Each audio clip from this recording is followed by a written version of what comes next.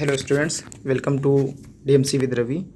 आज मैं आप लोगों के साथ ट्रेनिंग मेथोडोलॉजी के कुछ मोस्ट इंपॉर्टेंट क्वेश्चंस हैं। ये जो सीरीज़ रहेगी हमारी 300 क्वेश्चंस कराने की रहेगी। इसमें हम रोज़ थोड़े थोड़े कुछ क्वेश्चंस को डिस्कस करते रहेंगे। तो आज का हमारा पहला क्वेश्चन रहेगा, national skill development corporation means NSDC of India was establish in. Means NSDC की स्थापना कब हुई थी? तो इसकी स्थापना हुई थी, आप लोग यह लिख लेंगे, इसकी 13 जुलाई 2008 में इसकी स्थापना हुई थी। ठीक है, तो क्वेश्चन नंबर फर्स्ट का जो सही आंसर होगा वो 2008 होगा। ठीक है, अगर डेट पूछी जाती है तो आप डेट भी याद रखेंगे, 13 जुलाई 2008। नेक्स्ट क्वेश्चन अपन डिस्कस करेंगे। दूसरा जो क्वेश्चन है अपना मोस्ट इम्पॉर्टेंट क्वेश्चन है, यहाँ से पूछा ही जाता है कुछ ना कुछ। देखते हैं दूसरा जो हमारा क्वेश्चन है, national information are the stored inside the brain recalling some from the brain due to the action of certain stimulus is called.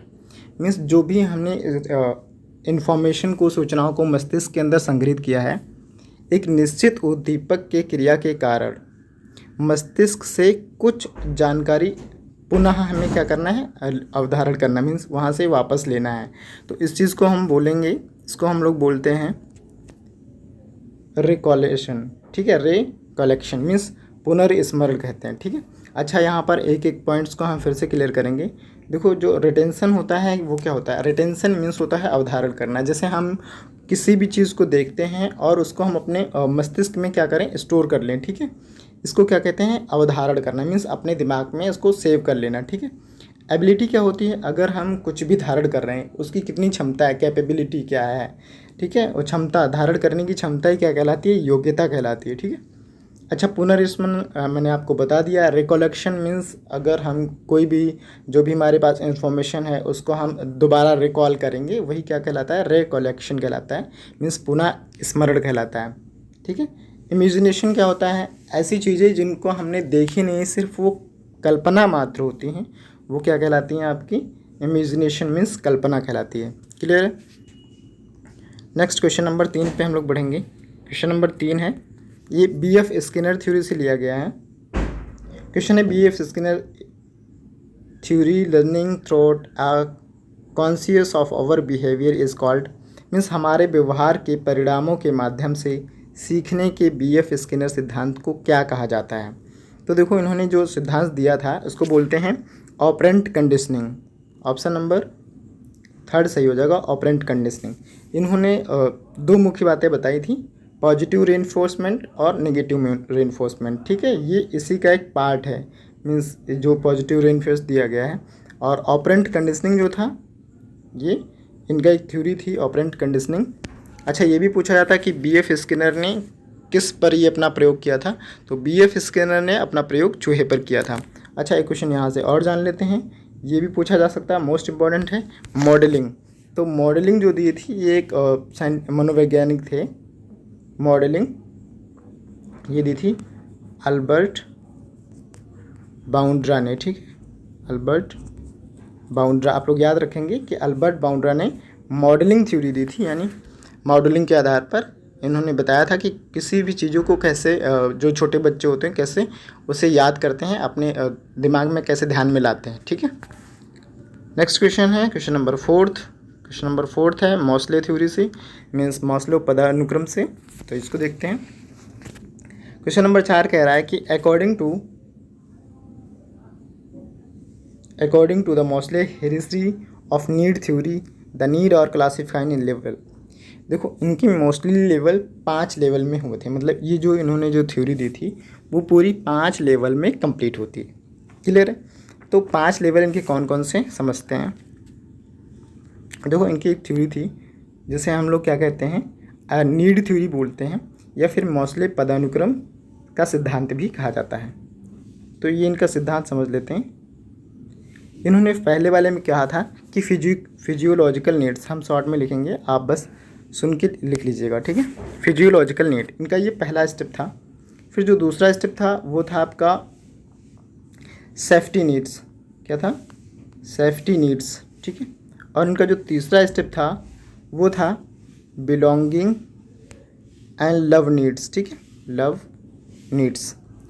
तो ये इनका तीसरा स्टेप था। अब समझ लेते हैं जरा हम, ये जो 3 स्टेप हुए इनके, ठीक है, जो 3 स्टेप कंप्लीट होते हैं इसको बोलते हैं निम्न स्तर। ये तीनों स्टेपों को क्या बोला जाता है? निम्न स्तर, यानी लो लेवल। इन तीनों को बोला जाता है लो लेवल, ठीक है।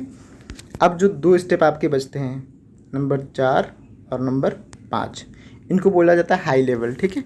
ये हाई लेवल में क्या होता है? Stains needs. और जो आपका 5वां है, जो सबसे हाई है, वो है सेल्फ एक्चुअलाइजेशन, ठीक है, सेल्फ एक्चुअलाइजेशन। तो इनकी जो थ्योरी है मोस्टली 5 पदों में कंप्लीट होती है। तो यहाँ से इनका राइट आंसर बन जाएगा option number C, means third, 5, यानी इनके 5 स्टेप में ये थ्योरी कंप्लीट होती है। क्लियर है? तो इनकी ये 5 स्टेप में ये थ्योरी कंप्लीट हो जाती है। तो इस तरह फोर्थ का ऑप्शन नंबर थर्ड सही हो जाएगा, ठीक है। नेक्स्ट क्वेश्चन पढ़ते हैं, क्वेश्चन नंबर 5। क्वेश्चन नंबर 5 देखेंगे। क्वेश्चन नंबर 5 है, while analysis the syllabus, job and experience by which skill can be acquired and development is related to. किससे रिलेटेड है? पाठ्यक्रम का विश्लेषण करते समय कार्य या अनुभव जिनके द्वारा कौशल अर्जित किया जाता है या विकसित किया जाता है, किसके द्वारा किया जाता है, जानना चाह रहा। तो देखो, अगर हम किसी कौशल को अर्जित करना या उसका विकास करना चाहते हैं तो इसका ऑप्शन क्या होगा भाई? किसी काम को करना है या सीखना है तो हमें अर्जित करना होगा। अर्जित करने के लिए उस काम को क्या होना? कार्य को करना होगा, ठीक है। तो यहाँ पर आपका राइट आंसर हो जाएगा option number A. Option number A क्या हो जाएगा आपका? राइट आंसर हो जाएगा। मीन्स अच्छा, डूइंग बाय लर्निंग पता ही है आपको। तो डूइंग बाय लर्निंग मतलब अगर हम कुछ सीखते हैं मीन्स करके सीखना, ठीक है। तो जो हमें कुछ भी सीखना है तो कैसे सीखेंगे? कुछ करेंगे तभी तो हम लोग सीखेंगे। तो फिफ्थ का ऑप्शन नंबर फर्स्ट सही हो जाएगा। नेक्स्ट क्वेश्चन नंबर 6 पे चलते हैं। क्वेश्चन नंबर 6 कह रहा है कि how many refer method are use analysis of syllabus course contents. इस पाठ्यक्रम या पाठ्यक्रम सामग्री का विश्लेषण करने के लिए कितनी संदर्भ विधियों का उपयोग किया जाता है। तो अगर हमें पाठ्यक्रम को विश्लेषित करना है तो उसके लिए हमारे पास 2 स्टेप्स होते हैं। तो यहाँ पर क्वेश्चन नंबर 6 का आंसर हो जाएगा सही। फर्स्ट वाला 2 ऑप्शन इसका सही हो जाएंगे, ठीक है। मीन्स 2 हमारे पास विधियाँ होती हैं, ठीक है। Question number 7। क्वेश्चन नंबर 7 है, with reference to related information a motor car driver all of techniques. संबंधित जानकारी के संदर्भ में एक मोटर चालक को सभी ड्राइविंग तकनीकों को, भाई सिंपल सी बात है, अगर हमें ऐसे समझो, अगर हमें कोई भी चीज़ सीखनी है तो उसके बारे में हमें जानना तो पड़ेगा ना। जैसे अगर वो मोटर चालक ड्राइवर है, ठीक है, तो अगर वो उन सारी चीज़ों को, सारे रूल्स रेगुलेशंस को उसके लिए जानना बहुत कंपलसरी होता है। तो यहाँ पर आपका राइट आंसर हो जाएगा ऑप्शन नंबर ए के साथ चला जाएगा, मस्ट नो, आवश्यक रूप से जानना चाहिए। जो भी रूल्स रेगुलेशंस होते हैं कार ड्राइविंग करने के समय, तो क्या होना चाहिए? उसको जानना चाहिए। क्वेश्चन नंबर 8 पर बढ़ेंगे। क्वेश्चन नंबर 7 का आंसर फर्स्ट हो गया। क्वेश्चन नंबर 8 देखते हैं। क्वेश्चन नंबर 8 है, the teacher in the distance learning programme of DGT is known as. अच्छा, ये DGT क्या है? तो DGT का फुल फॉर्म भी जान लेते हैं हम लोग। तो DGT जितने भी एग्ज़ाम होते हैं इसके थ्रू, जो भी CITS के लिए कराए जाते हैं, या ये सारी जिम्मेदारी CITS इंस्ट्रक्टर कोर्स की कराने की क्या होती है? सर्टिफिकेट देना, ये सारे इसके मोस्ट इम्पॉर्टेंट फंक्शंस होते हैं। तो DGT का फुल फॉर्म होता है डायरेक्टरेट जनरल ट्रेनिंग, ठीक है, डायरेक्टरेट जनरल ट्रेनिंग, ठीक है, ये इसका फुल फॉर्म होता है, याद रखेंगे आप लोग।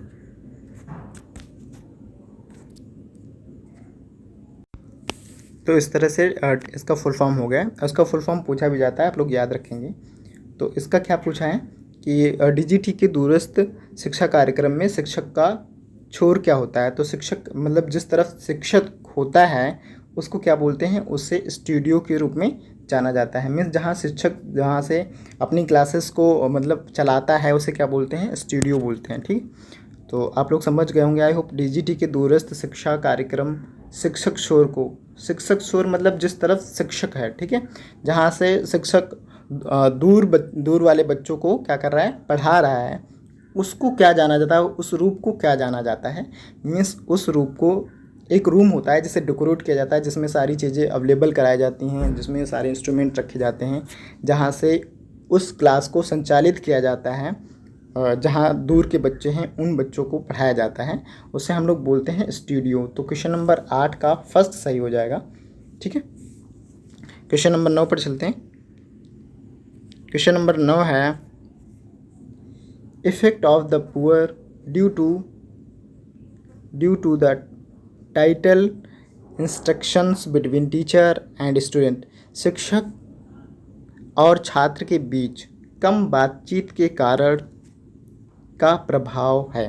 तो कम बातचीत का, अगर मान लो शिक्षक जो दूरस्थ शिक्षा हो रही है या सामने पे हो रही है, तो शिक्षक और छात्र के बीच, ठीक है, क्या हो रहा है, कम बातचीत हो रही, तो उसका क्या मुख्य कारण क्या हो सकता है, क्या खराबी है, क्या प्रभाव पड़ेगा। ठीक है, ये जानना चाह रहा है। तो इसमें क्या होता है, इसका ऑप्शन नंबर 3 सही हो जाएगा। ऑप्शन नंबर 3 अतुल्यकालिक प्रकार का दूरस्थ शिक्षा कार्यक्रम।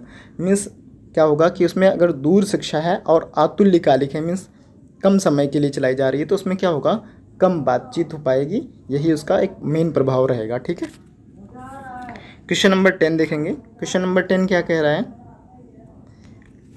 क्वेश्चन नंबर 10 है आपका Indira Gandhi national open university new Delhi was established by act parliament of India.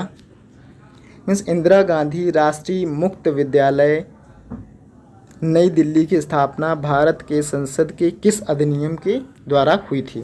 तो किस अधिनियम के द्वारा हुई थी, तो ये हुई थी आपके 1985 के द्वारा हुई थी। ठीक है, तो याद रखेंगे, ये मोस्ट इंपॉर्टेंट क्वेश्चन है। 1985 मीन्स इंदिरा गांधी मुक्त, इसको हम लोग इग्नू के नाम से भी जानते हैं। ठीक है, इसका इग्नू का फुल फॉर्म भी याद कर लेंगे, Indira Gandhi national open university, IGNOU. ठीक है, इग्नू याद रखेंगे, इसका फुल फॉर्म पूछा जाता है। नेक्स्ट क्वेश्चन नंबर 11 पर चलते हैं। क्वेश्चन नंबर 11 क्या कह रहा है, क्वेश्चन नंबर 11 पूछ रहा है कि which one of the following is a visual add. Means अच्छा, सामग्री जानते हैं, जो हमारा TLM होता है, TLM का फुल फॉर्म याद रखेंगे, TLM टीचिंग लर्निंग मटेरियल। ठीक है, टीचिंग लर्निंग मटेरियल जो होता है हमारा कितने तरीके से होता है, 3 तरीके का होता है, जिसको हम देख सकते हैं या जिसको हम सुन सकते हैं, या फिर हम जिसे देख और सुन दोनों ही सकते हैं। ठीक है, तो विजुअल एड्स, ऑडियोबल एड्स और ऑडियो विजुअल एड्स। ठीक है, तो ये पूछा जाता है कि TLM कितने टाइप्स का होता है। जो हमारा TLM होता है, सॉरी TLM हमारा होता है 3 तरह का।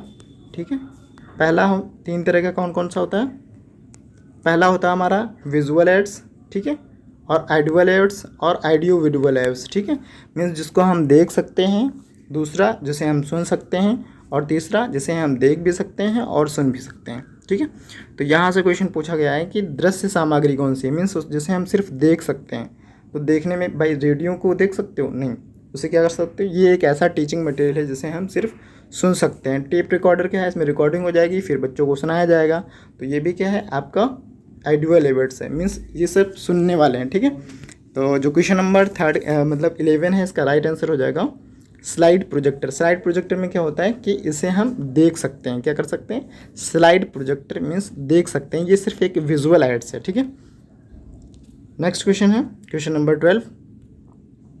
क्वेश्चन नंबर 12 कह रहा है which one of the following is type of display board.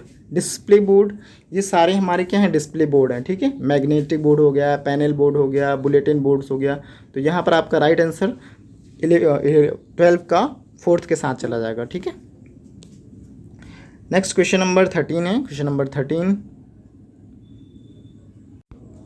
ठीक है, नेक्स्ट क्वेश्चन पे चलते हैं। नेक्स्ट क्वेश्चन है अपना क्वेश्चन नंबर 13। क्वेश्चन नंबर 13 पूछ रहा है कि विच of the following is a component of communication system. अच्छा, जो कम्युनिकेशन सिस्टम होता है मीन्स संचार प्रणाली होती है, उसमें क्या क्या होता है? तो उसमें देखेंगे, देखो सोर्स भी होता है भाई, अगर कोई सोर्स नहीं होगा तो आप इन्फॉर्मेशन क्या देंगे, कोई तो नहीं दे पाएंगे। क्वेश्चन नंबर मतलब सॉरी ऑप्शन नंबर 2 होगा मैसेज, मैसेज भी होगा। सोर्स किसके थ्रू आप देंगे, कोई मैसेज होगा तो उसे किसके थ्रू दे रहे हैं वो क्या कहलाएगा, सोर्स कहलाएगा, ठीक है।